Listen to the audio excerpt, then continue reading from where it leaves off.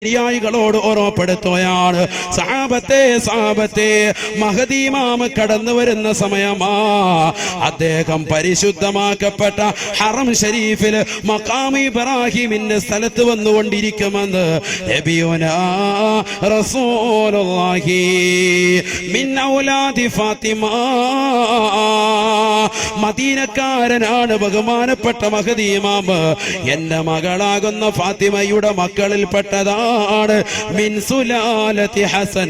ഹസനിന്റെ പേരക്കുട്ടിയാണ്, ഹസനിന്റെ പരമ്പരയിൽപ്പെട്ടതാണെന്ന് നബിയുനാ റസൂലുള്ളാഹി. യുആതിഉ ഇസ്മി ബിഇസ്മിഹി.